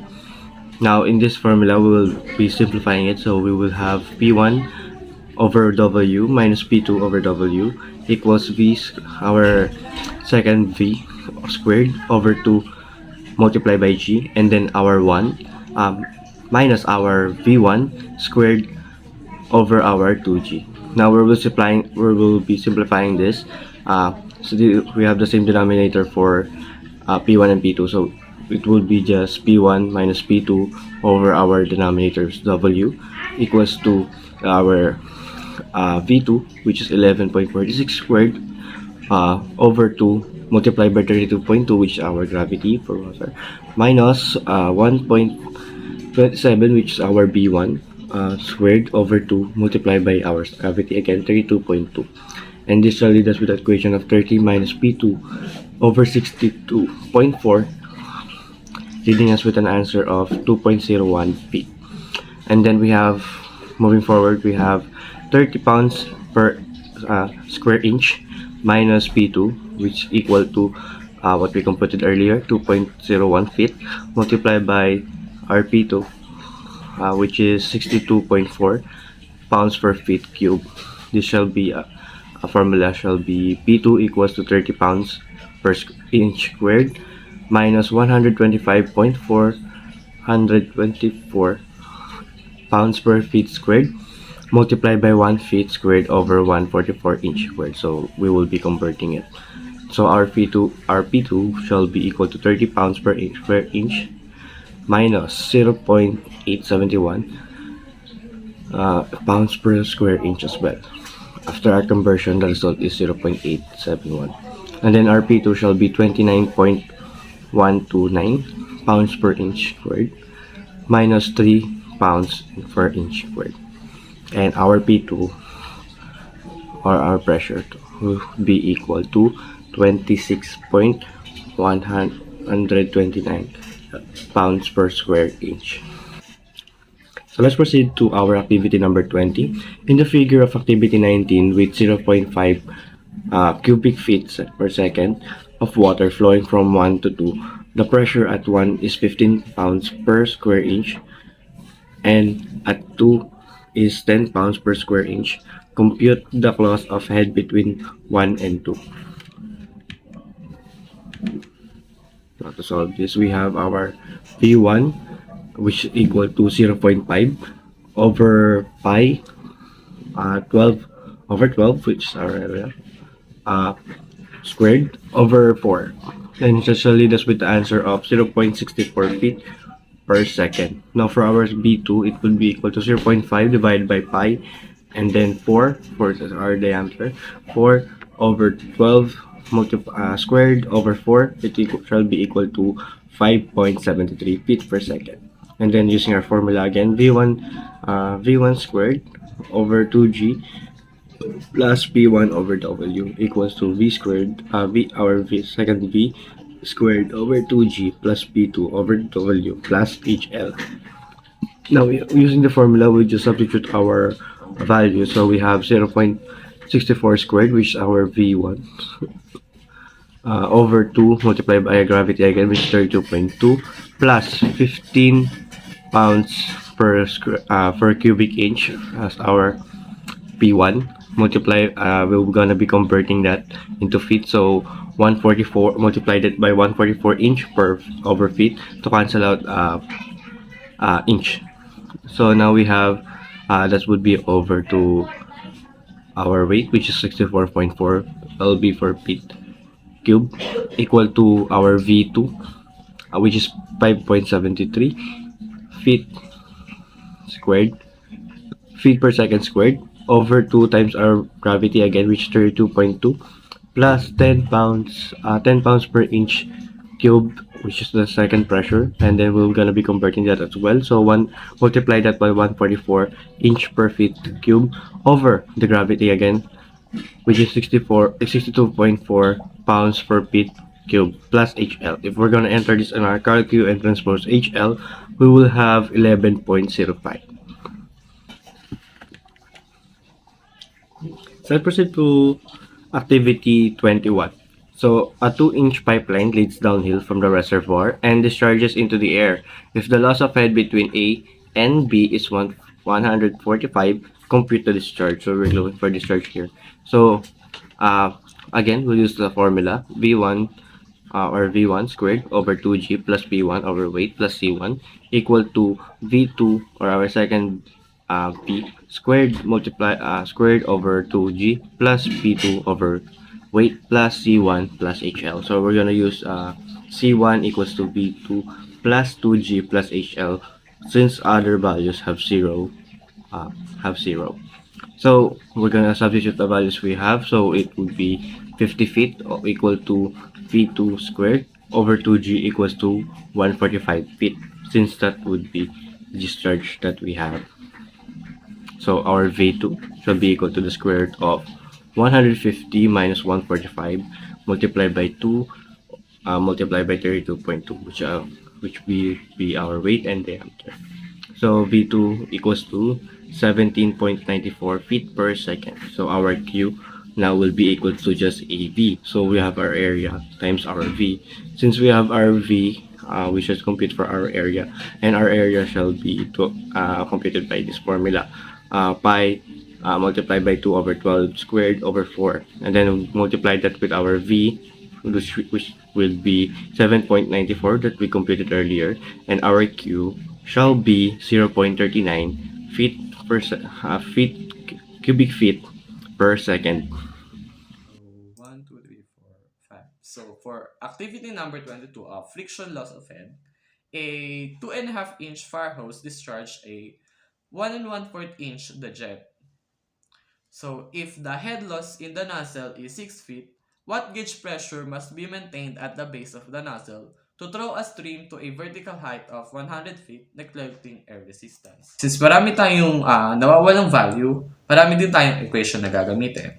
So our first equation is A1V1 is equals to A2 multiplied by V2. Since ang formula natin for area is pi multiplied by 2.5 over 12 squared over 4 multiplied by B1 is equals to pi multiplied to 1.25 over 12 squared over 4 multiplied by V2.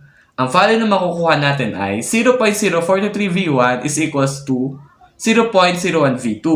Since ang kailangan natin ay yung V1, i-isolate natin siya. So, ililipat natin siya sa left side. So, V1 is equals to 0.01 V2 over 0.03. So, ang value ng V1 ay 0.023 V2. Since, yun na yung first equation natin. For our second equation, ang formula na gagamitin natin ay V squared is equals to V0 squared positive negative 2AS. Since kailangan nating i-isolate naman is yung V2, i-square root lang natin siya. So, V2 is equals to square root of 2 multiplied by 32.2 multiplied by 100. So, ang sagot natin para sa V2 ay 80.25 feet per second squared. Yun yung equation number 2 natin. So, ngayon, makukuha na natin yung pressure since meron na tayong both values sa V1 and V2. So, ang gagamitin naman natin doon na formula ay V1 squared over 2G plus V1 over W is equals to V2 squared over 2G plus P2 over W plus HL. Since na-expose sa air yung P2 over W or yung isang pressure natin, magiging 0 na siya. So, ang matitira na lang sa equation ay V1 squared over 2G plus P1 over W is equals to V2 squared over 2G plus HL or yung head loss. So, sa-substitute na lang natin yung value. So, for V1 is equals to 0.23 multiplied by 80.25 squared over 2 multiplied by 32.2 plus P1 over W is equals to 80.25 squared over 2 multiplied by 32.2 plus 6 feet. So, isi-simplify lang natin siya. So, ang makukuha natin gauge pressure ay 6,284.36. 1, 2, 3, 4, 5. So, for activity number 23 of friction loss of head, a water pump at elevation of 46 meter is used to bring up 250 GPM of water from a river, elevation of 45 meters, to a reservoir at elevation of 100 meters. If the suction pipe from the river to the pump is 8 inches in diameter with a head loss of 4 times its velocity head, and the discharge pipe from the pump to the reservoir is 6 inches in diameter with a head loss of 25 times its velocity head, determine the output of the pump in horsepower. So first, identify muna natin yung given. So ang given natin is Q, which is the discharge, over which is equals to 250 G per minute. And yung head loss natin for 8 inches is 4 multiplied by V2 squared over 2G. And head loss naman para sa 6 inches ay 25 multiplied by V2 V squared over 2G. So first, identify muna natin yung equation na gagamitin natin. Ang gagamitin natin equation ay yung V1 squared over 2G plus P1 over W plus ZW plus HU is equals to V2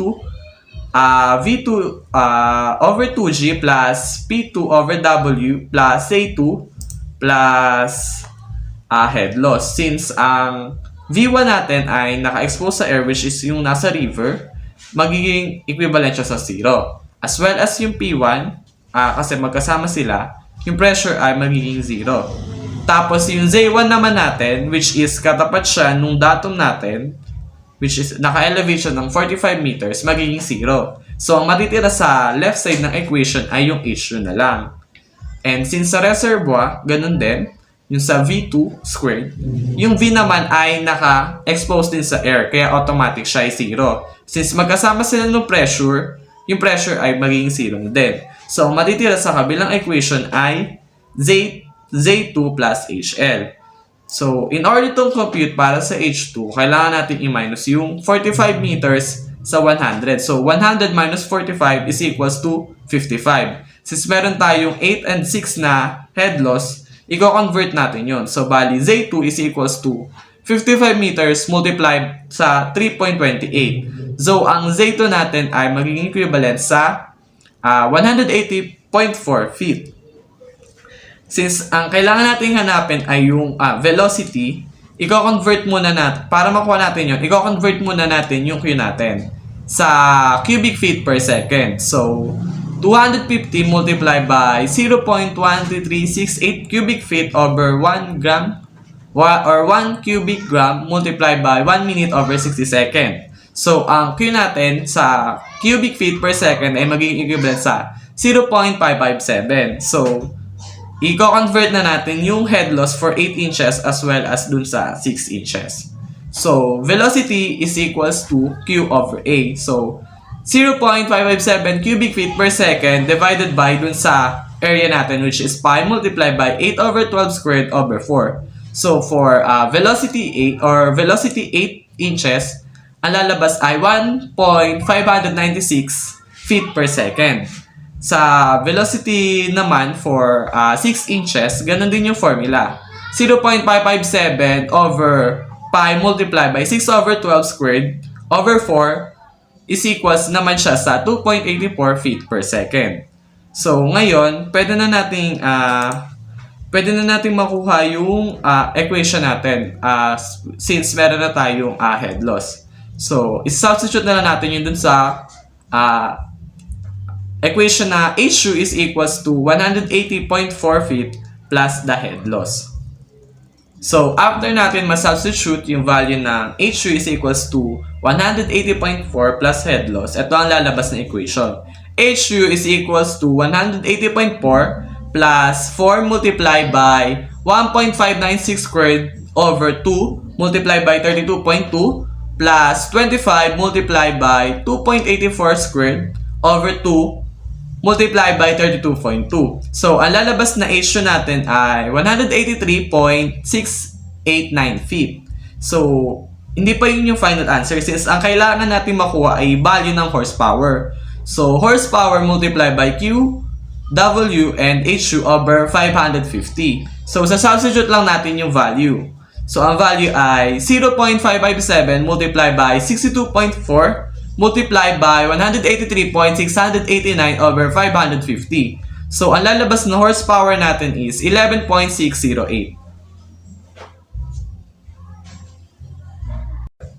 So, for activity number 24, a friction loss of head.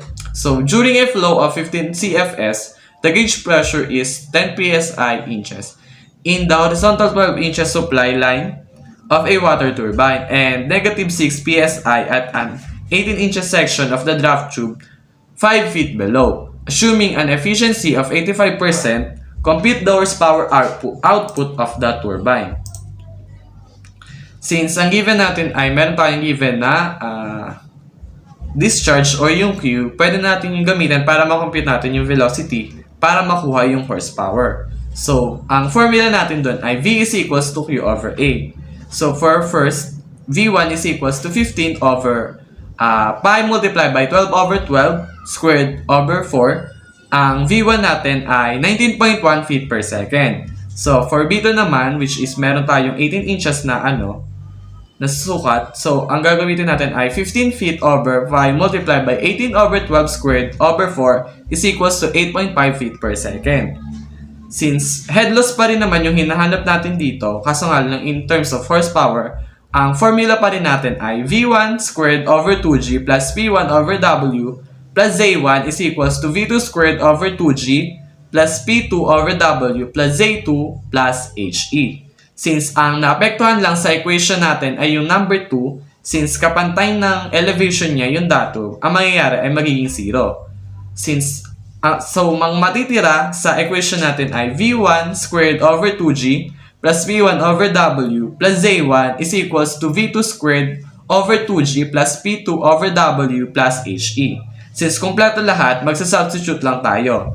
Ang lalabas sa equation ay 19.1 squared over 2 multiplied by 32.2 plus 10 multiplied by 144 over 62.4 plus 5 is equals to 8.5 squared over 2 multiplied by 32.2 minus 6 multiplied by 144 over 62.4 plus HE. So, kapag sinimplify natin yung equation, ang lalabas ay HE is equals to 46.47 feet.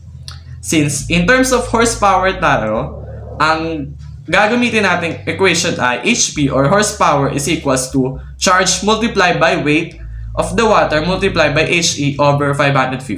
Since ang ano natin ay feet. So, to simplify the equation, ang lalabas ay HP is equals to 15 multiplied by 62.4 multiplied by 46.47 feet over 550. So, ang horsepower natin ay 79.1. Since ang kailangan natin ay output, so i-multiply natin siya sa 85%. Yun yung efficiency natin. So, horsepower is equals to 0.85 or 85% multiplied by 79.1. Ang lalabas na horsepower natin ay 67.235 horsepower. So, for our next topic is fluid flows in pipes. Activity number 25. A pipe has a diameter of 20 mm and a length of 18 meter. A liquid having a kinematic viscosity of 4 times 10 raised to negative 5 square meters per second flowing through the pipe of a velocity of 3 meters per second. First is compute the Reynolds number. Next is compute the friction factor or dF. Then compute the head loss of the pipe.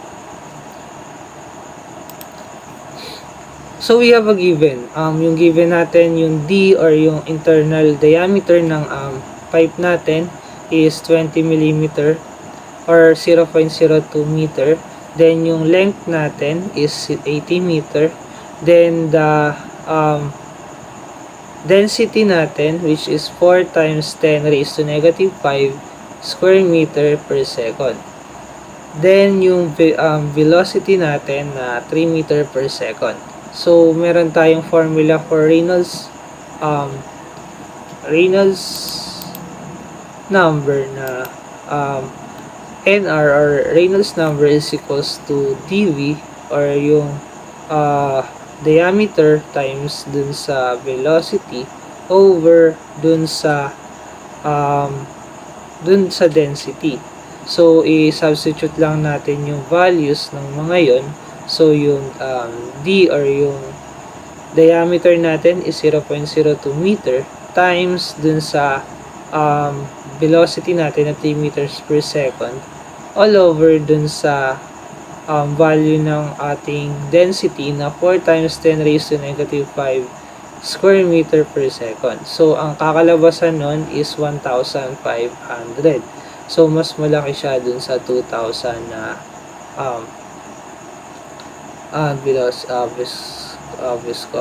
viscosity yung sa Reynolds number. Then, ang next naman nating hahanapin is yung friction factor niya. So, yung sa friction factor niya, yung formula is yung 64 divided by dun sa Reynolds number na nakuha natin kanina. So, friction factor is equals to 64 times 1,500 is equals to 0.043. Then, next is yung last nating hahanapin, which is yung compute the head loss of the pipe. So, yung formula ng head loss natin, yung density natin and yung friction yung density and friction force natin is magkaparehas lang. Then, ang is head loss is equals to friction force over parenthesis yung length natin tsaka yung over diameter natin times 2 velocity squared all over 2 gravitational. So yung gravitational natin is 9.81. Then i-substitute lang natin uli yung mga given, which is yung 0.043 na friction force, then 80 meters na length, and yung 0.02 na diameter. Tapos ang kakalabasan niya is yung head loss is equals to 78.9 meter. Next is activity 26 or number 26. A new cast iron pipe 1,200 feet long and 6 inches in diameter carries 1.5 cubic feet per seconds of water. Determine the frictional loss of the head. So dito naman is we have a given na diameter na 6 inches head outer head, length na 1,200 feet, then yung Q natin or yung discharge natin na 1.5 cubic feet per second, then the velocity of 3 meters per second, then we have to find the head loss and yung friction force natin na 0.023 na manggagaling naman sa table natin. So yung formula natin na velocity is equals to discharge over the area is ang substitute lang natin yun, yung Q natin or yung discharge natin is 1.5 feet per second, cubic feet per second. Then yung area natin, which is yung pi of parenthesis 6 over 12 raised to 2 over 4 is kapag figure ng feet natin siya is 7.64 feet per second. So yung head loss natin is equals to friction force over LD, tapos yung V squared natin over 2G. So head loss is equals to 0.023. Then yung na-compute natin yung 1,200 na L natin or yung length natin over 6, which is yung distance diameter natin, then yung 7.64 na na-compute natin kanina para sa velocity, then yung 2 times 32.2 na gravitational. Then yung head loss natin will be 50.03 feet. So yun yung haba. Parang yung nasa figure natin, yun yung magiging haba nung sa 1, 2 natin. Next is we have activity number 27. So activity 27 is what volume of flow will pass a 6 inches new cast iron pipe with the head loss of 6 feet per 1,000 feet. What will be the corresponding head loss if the discharge is 1 cubic feet per seconds, and F is equals to 0.025. So kanina nabigay din gamit ng table yung friction force natin. Ngayon din is bibigay yung friction force natin na 0.025. So may given tayo na diameter na 6 inches, then length na 1,000 feet, then yung discharge natin na 6 cubic feet per second, then hanapin natin yung head loss, then yung friction force natin na galing sa table na 0.025. So ganun pa rin yung formula natin na Q is equals to AV, then i-arrange natin siya para makuha na ang hanapin naman natin is yung V or velocity natin. So V is equals to Q over A. Then i-substitute lang uli natin yung mga value ng mga yon. Sa discharge natin we have 6 feet over cube. Tapos yung area natin na pi over 6 over 12 squared over 4. So kapag kinompute natin yun is kakalabasan is 5.09 feet per second. Then yung A na hanapin naman natin yung head loss is equals to F parenthesis L or length over diameter times velocity squared over 2 gravitational. So 6 feet, i-substitute lang natin uli yun. 6 feet is equal to 0.025 parenthesis 100 meter over 6 over 12. Then the velocity is missing.